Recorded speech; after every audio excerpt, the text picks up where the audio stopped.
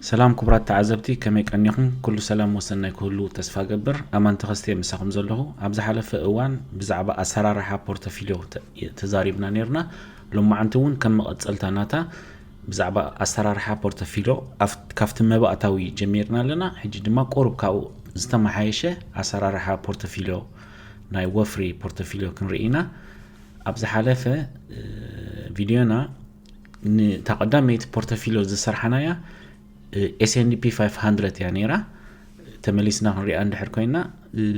تاجرنا نيرنا أبتي عسرت شح كم بقسيت جرنا ورحوي كل تميتي عند أبركتنا ورحو مالتيو نتا عسرت شحناتنا أب S&P تراي ميت خميتي تحستو نايتي بورتفوليونا S&P تراي بمقبار اتي آتاوي ناتنا عمتاوي 26 كميتي إندا ديبه أب 10 عام دما اتا 10 شح زنبرت 9 شح مصاتنا نيرا زحلفت سمون حجي دما نايزو سمون زي قرب مقيارات غير سلازلو 9 شح مصالا ياوي او مالتي 10 عصفي نايتي نايت وفر زكايدنايو ابتا قداميت بورتفوليو 9 شح مصا مالتي ابتا كال ايت بورتفوليو دما نتا S&P 500 تبل ناي فانغارد S&P تا VOO تبل اب تكنولوجي تراي زوتوكور ETF مس جبرنالا QQQ نغلتين ح 55 مس جبرناين اتي 26 ميتاويت عمتاوي ورحوي عمتاوي توات وي دما ريتيرن 26 زنبره 28 كوينلو اتا 9 شح زنبره دما 117 شح كوينا مالتي بتا كالإيتي سالسيت فتنون غيرنا نيرنا اتا سالسيت فتنن تاني راناتنا تا S&P اتا كيكيون كم زلوا غيرنا حنتي ستوك مالت مايكروسوفت مس جبرنالا اتناتنا عمتاو اتوات كاب 26 كميتي ناب 31 كميتي بمدياب اتي حفشاو بالانس ناتنا دما اتا 10 شح نبرت مجمرتا كاب 9 شح نا 117 شح حجي دما نا 140 شح اديبنا مالتي مسؤون اتشار بريشو بمرأي اتعنا نايت بورتفوليونا صبق كم زلو اينا نيرنا مالتي زين تنسلسته ابنتات نايز حلفا كونا خلوا نايلوم معنتي انري اندما حداش لكع كمتي 10 شح كونتريبيوشنز جبرنا لا كاب 16 كساع 25 كرينا ورحوي $300 كنبركتينا ورحوي غيرنا لنا ريبالانس هيتكبر لنا يلنا ابز حجي انتاينا نقبر البورتفوليوناتنا اب سماي كوندكتور تراي زتوكره SMH زبحال ETF نا نقبر مالتي حجي ETF حفشاوي بزعوا ETF افتي انفستوبيديا خدنا ETF انتاي مهانو كن حتى نقلينا ETF ابز حلف انتاي نايلنا نيرنا كاب نحد ستوك نكلت ستوك وي 3 ستوك بب تناصل تجزئن بدمر اتنزعابيا ستوك نابنت S&P 500 نجز خلنا زعابيا 500 تكالات نا امريكا نجز لنا مالتي 500 زعابيا تكالات كم بعل ابل مايكروسوفت ميتا جوجل امازون تسلا انفيديا AMD كلن زي نجزنا لنا ما اندحرنا تنعبيت 500 جزئنا سي درجه 895 قطبانا امريكا ززورا زنقساقسات كالات نجزا لنا مالتي كلن بعل ستاربكس بعل هوم ديبو بعل كاسكو بعل والمارت بعل فيزا بعل ماستر كارد نجزنا لنا مالتي بعل ماكدونالد سلازي بجملة نخلن بحانتي كم حانت ستوك ترنيفو زشتقلنا نجر ETF مالتي بخمس مداي دما ETF زحاشة ناي ريسك اب ريسك خطوكا زلو تقولس اتزحاشة مالتي معناتو قدم 10 عامتي 3-4 استفعل ستوك غزي خانيركاتو تخون اتا قال خاواتن زي كعبيا يخلا قال خاواتن ازين كون قلقلا يخلا قال خاواتن كديبا خلا مالتي ابزناي ETF جن بجملة سلازخونه اتنقلين كوردا كلها قلين كايديبا سلازخونه اتنيت تتححيزو نلعلي ديب مالتي ካልኣይ ነገር ከዓ ባዕላቶም ሰብት እቶም ናይ ዎል ስትሪት ናይ ፋንድ ማናጀርስ ባዕላቶም ነዚ ማኔጅ ስለዝገብርዎ እተን ዝደኸማ ትካል ኣብቲ ETF ዘለዋ ንኣብነት S&P 500 እንተኮይነን ካብተን 500 ትካላት እተን እንዳደኸማ ዝመጻ ዘለዋ ኣልጊሶም እተን እንዳሓየላ ዝመጻ ዘለዋ ቅድሚ ሕጂ ኣብቲ ግሩፕ ዘይነበራ ብምጽንባር ነቲ ETF ከመዓብልዎን ኩሉ ግዜስ ገስጋሲ ንኽኸውን ይሕግዝዎ ማለት እዮም ሕጂ ከነንብብ ንኽእል ኢና ከምኡ ጌርና ንኣብነት ሎማዓንቲ ክንጥቀመላ ደልየ ዘለኹ SMH ትበሃል ናይ ሰማይ ኮንዳክተር ንሕና ብቺፕ ኢና ንፈልጦ መብዛሕትና ኤርትራውያን ቺፕ ማለት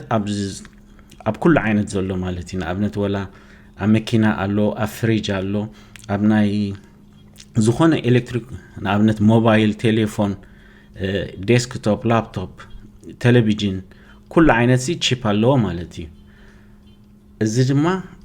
እዚኣተን ነተን ቺፕ ዝሰርሓ ወይ ሰማይ ኮንዳክተር ዝሰርሓ ስቶክ ንኩለን ጠርኒፉ ከም ሓንቲ ስቶክ ይሸጠልካ ማለት እዩ ንኣብነት ዝርዝር ናተን እንድሕር ክንርኢ ኸይና ኣብዚ ሰማይ ኮንዳክተር ETF SMH ብለና ኣሎ እዚአን SMH 26 ትካላትን እታ ዝዓበየት ካብኣተን NVIDIA ትኾናላ 17% ሒዛላ ታይዋን ሰማይ ኮንዳክተር 9.6 ብሮድኮም ዝበሃል ኣሎ 9% ማይክሮን 6% AMD 5% ኣማት ወይ ድማ ኣፕላይድ ማቴሪያል ካትሽ እዚኣተን እንድሕር ርኢናየን እተን ቶፕ 10 ከባቢ 60% ሒዘን ኣለዋ ማለት እዩ ብሓፈሻ ብ26 ከዓ 100% ካብዚኣተን እተን ዝደኸማ ኣልዮም እተን ዝተመሓየሻ ቅድሚ ሕጂ ኣብዚ ግሩፕ ዘይነበራ ድማ እንዳጸንበሩ ኩሉ ግዜ ነቲ ETF ኣብ ምጥንኻር ኣብ ምድልዳል ኣብ ምሕያል ኩሉ ግዜ ገስጋስ ንኽኸውን ሰት ገብሮ የዳልዎ ማለት እዩ ንሕና ድማ ንኣብነት እዚ ንዝመጽእ 10 ዓመት ካብዚኣተን ምረጽ ኢልካኒ ካብ ንሓንቲ ካብዚኣተን ክመርጽ ንኹለን ካብዚአን ብጅምላ ክመርጸን ንዓይ ደስ ብለኒ ማለት እዩ ምክንያቱ ጽባሕ ንጎ እዛ ቀዳመይቲ ዘላ እንድሕር ድኺም ኢላ እዚኣ ሻድሸይቲ ዘላ እንድሕር መጽያ እዚ ኩሉ ግዜ በዓሉ ይስተኻኸል ማለት እዩ ስለዚ ንሎማዓንቲ ኣብቲ ናትና ፖርቶፊሎ ሰማይ ኮንዳክተር ክንእትዋይና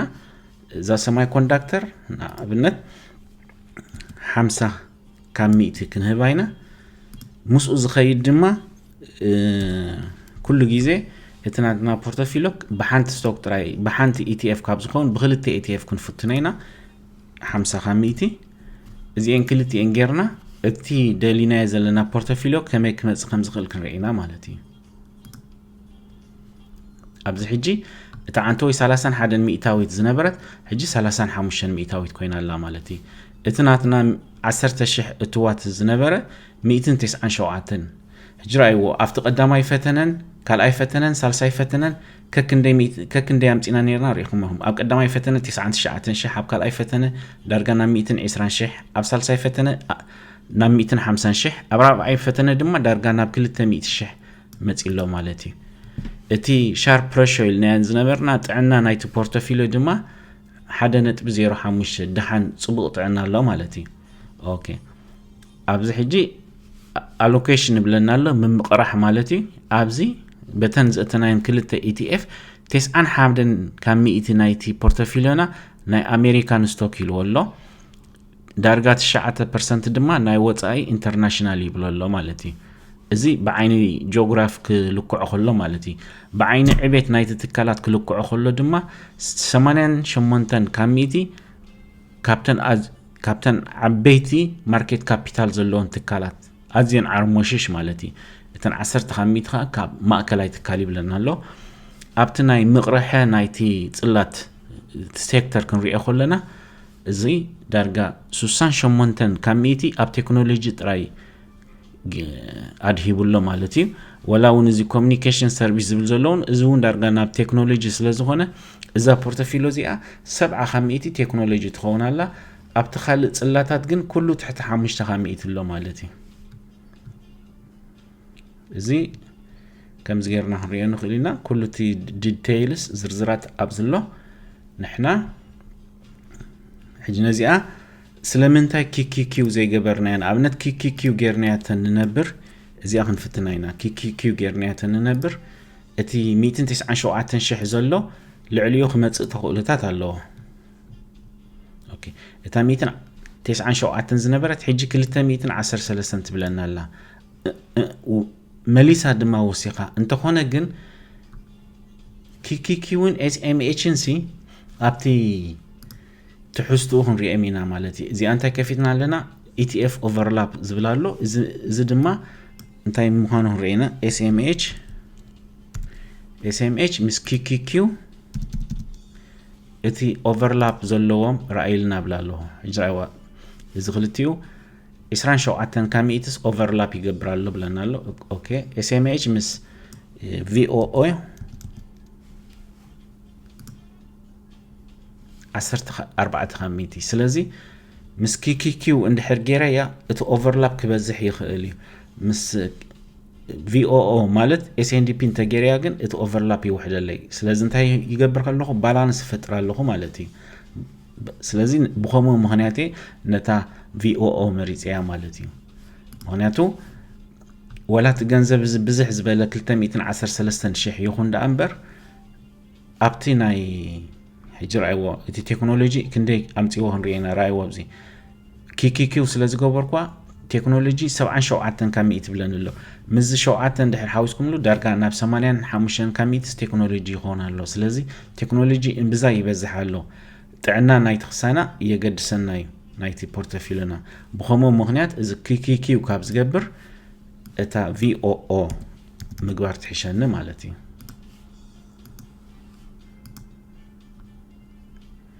197 ጌርካ ምስ ጥዕና ዘለዎ ፖርቶፊሎ እሱ ይሓይሽ ካብ ኣብ 10 ዓመት $10,000 ከባቢ $15,000 ፍልሊ ኣምፂና ኣለዋተን ፖርቶፊሎ እንተኾነ ግን ኣብቲ ናይቲ ምቕርሐ ናይቲ ጽላታት ወይ ናይቲ ዕደና ዝሓሸ ኮይኑ ዝረኣኽዎ ኣነ ብናተይ ክሳይ እዚ ማለት እዩ ብኸምኡ መዳይ እታ VOO ምስ SMH ይመርጻ ማለት እዩ ሕጂ ናብ ቻርት እንድሕር ከይድና SMH እዚ ዝኸውን ዘሎ ኣብ ዝሓለፈ 10 ዓመት ካብ መወዳእታ 2015 ወይ 2016 ክሳብ እዚ ዘለናዮ እንድሕር ርኢና ክንደይር ኣላ ኦኬ 3625 መዓልታት ብለና ኣሎ which means 10 ዓመት ምዃኑ እዚ ዕቤቱ ድማ ኣብዚ 10 ዓመት እዚ 1345 ሚእታዊት ዓብይሎ ማለት እዩ 1300 ሚእታዊት ዕቤት ኣርኢሎ ማለት እዩ እዚ 14 ዕዝፊ ማለት እዩ ካብቲ ዝነበሮ ዋጋ ኣብቲ እዋን እቲ ዋግኡ ክንደይ ኣቢሉ ነይሩ ብሕንፃፅ መገዲ ክንሪኦ ንኽእል ኢና ኣብቲ 2016 መወዳእታ ዋግኡ $25 ነይሩ ሕጂ $350 ኣሎ 14 ዕዝፊ ኣርኢሎ ማለት እዩ መጀመርታ ኩሉ ግዜ ኣብ ግምት ክንእትዎ ዘለና ዕድመ ናይ ሰባት ብዛዕባ ሪስክ ዘለዎም ዓቕምን ኣብ ግምት እቲና ነቲ ፖርቶፊሎ ከነመቃርሖ ንኽእል ማለት እዩ ንኣብነት ብመንእስያት እንተጀሚርና ቁጥሪ 3 ዘላ እንድሕር ርኢና ኣግሬሲቭ ፖርቶፊሎ ክፀውርዎ ዝኽእሉ መንእስያት እዮም ምክንያቱ እሳቶም ምስ ዕድሜዮም ገና ኣብ ንኣሽቱ ስለ ዘለዎም ብሕጂ ብዙሕ ዓመታት ዝተፈላለየ ፖርቶፊሎ እንዳፈታተኑ ነዊሕ ክኸዱ ስለ ዝኽእሉ ዓቕሚ ናይ ምፅዋር ክእለት ኣለዎም ስለዚ እንታይ ክንገብሮ ንኽእል ንሕና ንዕኡ ማጆሪቲ ላይክ ንኣብነት 67 ካሚኢቲ ኣብ ስቶክ ክትሰርሓሎም ትኽእል 20 ካሚኢቲ ETF ክትገብረሎም ትኽእል 20 ካሚኢቲ ክሪፕቶ ክትገብረሎም ትኽእል ወላ እውን ከከም ዓይነት ከከም ዘለዎም ባጀትን ከከም ናይ ምፅዋር ክእለት ናይ ሪስክ ምፅዋር ክእለቶም ርኢኻ እውን እዚ ክትቀያይሮ ትኽእል ማለት እዩ ንኣብነት 40 ካሚኢቲ ክሪፕቶ ጌርካ 40 ካሚኢቲ ስቶክ ጌርካ 20 ካሚኢቲ እውን ETF ክትገብረሎም ትኽእል ኢኻ ባላንስድ ፖርቶፊልዮ ንክህልወካ ማእከላይ ባላንስድ ዝኾነ ሚዛናዊ ፖርቶፊልዮ ክህልወካ እንድሕር ደሊኻ ድማ 40 ካሚኢቲ ስቶክ 40 ካሚኢቲ ETF 10 ካሚኢቲ ድማ ከም በዓል ጎልድ ሲልቨር ጌርካ 10 ካሚኢቲ ወይ ብካሽ ወይ ብክሪፕቶ እውን ክትገብሮ ትኽእል ማለት እዩ እዚኣቶም ካብ 35 ክሳብ 50 ዓመት ዝዕድሚኦም ክኾኑውን ይኽእሉ እዮም ልዕሊ 55 ወይ ልዕሊ 60 ዘለዉ ድማ እቲ ናይ ጡረታ ጊዜኦም ይቐርብ ስለ ዘሎ ዝበዝሐ ኣብ ETF ወይ ኣብ ቦንድ ኢኻ ትገብሮም ማለት እዩ ንኣብነት 40% ቦንድ 40% ETF ጌርካ 20% ካሽ ክትገብሮ ትኽእል ወላ እውን 60% ETF ጌርካ 40% ቦንድ እውን ክትገብሮ ትኽእል ኢኻ ማለት እዩ ስለዚ ኩሉ ግዜ ፖርቶፊልዮ ክንብል ከለና ግድነት ኣይኮነን ብሓደ ዳይሜንሽን ክንሪኦ የብልናን ከምዚ ETF ገዚእኻስ ንኩሉ ሰብ ሓደ ዓይነት ፖርቶፊልዮ ዘድልዮ ማለት ኣይኮነን ብጀነሬሽን እንድሕር ርኢናዮ ካብ ደቂ 15 ክሳብ ደቂ 35 ዘለዉ እቶም ንኣሽቱ ጀነሬሽን ከም ሓደ ኣግሬሲቭ ፖርቶፊልዮ ክትገብረሎም ትኽእል ኢኻ ካብ ደቂ 35 ክሳብ 50 ዘለዉ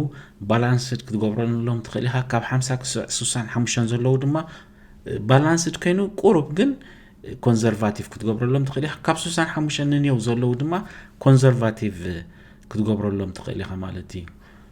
ስለዚ ፖርቶፊልዮ ከከም ዕድመ ናይ ሰብ ከከም ንሪስክ ናይ ምጽዋር ተኽእልኡ ከከም ባጀት ናይ ፖርቶፊልዮኡ እቲ ዓይነት ፖርቶፊልዮ ክንፈልዮ ንኽእል ማለት እዩ ስለዚ ንሎም መዓንቲ ብዛዕባ ፖርቶፊልዮ ዝበልክዎ መደብ ኣብዚ ወዲእ ኣለኹ ኣብ ቀጻሊ ምዝተፈልየ መደብ ክንራኸብ ተስፋ ገብር ሰላም ወሰናይ ምስ ኩላትና